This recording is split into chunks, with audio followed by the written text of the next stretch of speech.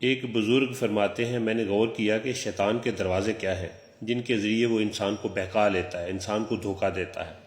تو مجھے قرآن و حدیث کی روشنی میں معلوم ہوا کہ شیطان کے 10 دروازے ہیں اور ان سے بچنے کے بھی 10 طریقے ہیں۔ پہلا ہے شیطان لالچ کے رستے انسان پر حملہ کرتا ہے۔ اس کا علاج یہ ہے کہ آدمی قناعت اختیار کرے، یعنی جو اس کے پاس ہے کہے کہ اللہ تیرا شکر ہے جو تو نے مجھے دیا ہے۔ نمبر 2، شیطان لمبی امید دلا کر انسان کو بہکاتا ہے، یعنی تیری بڑی ابھی لمبی عمر ہے، ابھی نیک اعمال کل کر لینا، پرسوں کر لینا۔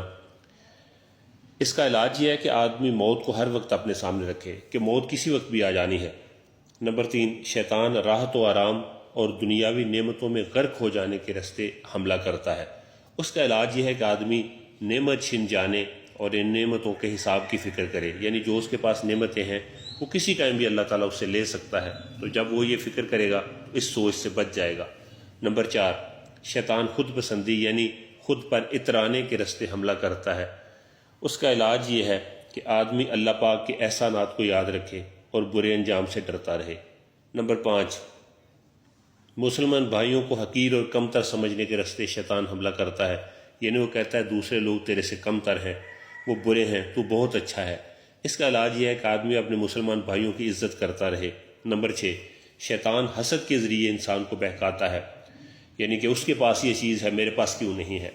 اس کا علاج یہ ہے کہ آدمی اللہ پاک کی تقسیم پر راضی رہے، یعنی جو اللہ نے مجھے دیا الحمدللہ، جو دوسروں کو دیا یہ اللہ تعالیٰ کا فیصلہ ہے، اور دوسروں کو للچائی ہوئی نظروں سے نہ دیکھے۔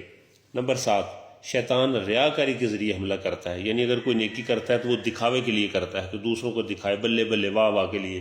اس کا علاج اخلاص ہے کہ بندہ صرف اور صرف اللہ پاک کی رضا کا طلبگار بن جائے اور کہے کہ جو میں نیکیاں کر رہا ہوں صرف اللہ تعالیٰ کو راضی کرنے کے لیے ہیں۔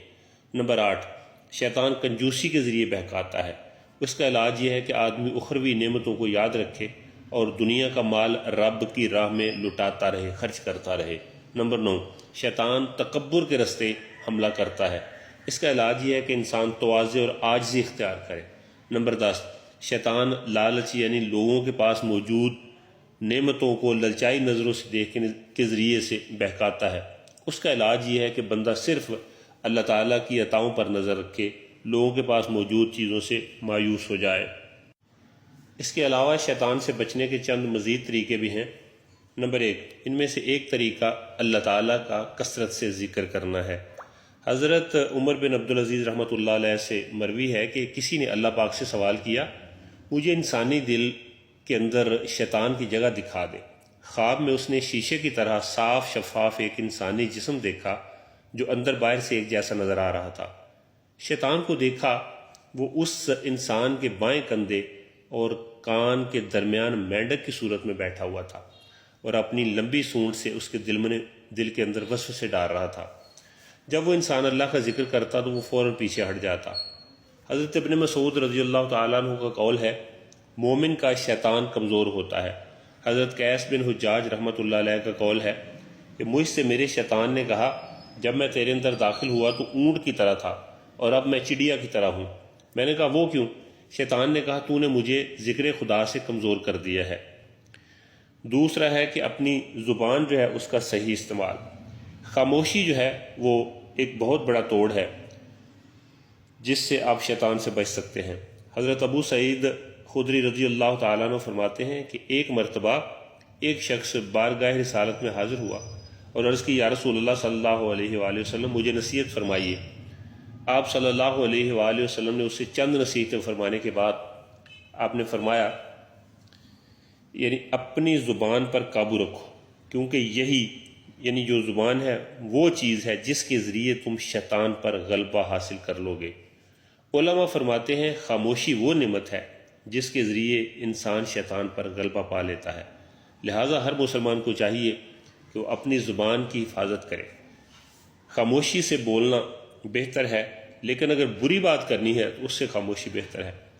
تیسرا ہے تعوذ پڑھنا، یعنی اعوذ باللہ من الشیطان الرجیم پڑھنا، اس کا کثرت کے ساتھ استعمال کرنا، یعنی ہم اٹھتے بیٹھتے سوتے اعوذ باللہ من الشیطان الرجیم پڑھتے رہیں۔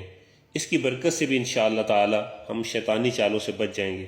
حدیث میں ہے جو بندہ دن بھر میں 10 مرتبہ اعوذ باللہ من الشیطان الرجیم پڑھے تو تو اللہ پاک ایک فرشتے کی ڈیوٹی لگا دے گا جو شیطان کو اس سے یوں دور بھگائے گا جیسے عرب لوگ اونٹ کو پانی کے تالاب سے بھگاتے تھے۔ تعوذ کی برکت کیا ہے؟ حضرت ابو سعید خدری رضی اللہ تعالیٰ عنہ فرماتے ہیں کہ میں نے ایک جگہ شیطان کو جھکا ہوا دیکھا تو میں نے اس کو چھڑی کے ساتھ چوٹ لگانے کا ارادہ کیا۔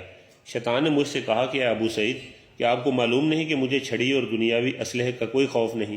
میں نے کہا اے لعنتی، تجھے کون سی چیز خوف زدہ کرتی ہے؟ اس نے جواب دیا مجھے دو چیزیں خوف زدہ کرتی ہیں، ایک تعوذ پڑھنے والوں کا تعوذ یعنی اعوذ باللہ من الشیطان الرجیم، اور دوسرا ہے صدیقین کی معرفت کی کرنیں۔ تو پتہ چلا کہ اعوذ باللہ پڑھنے سے شیطان ڈر جاتا ہے۔ اللہ پاک ہمیں اس بدبخت کو ڈراتے رہنے اور اس کی چالوں سے بچتے رہنے کی توفیق عطا فرمائے، آمین یا رب العالمین۔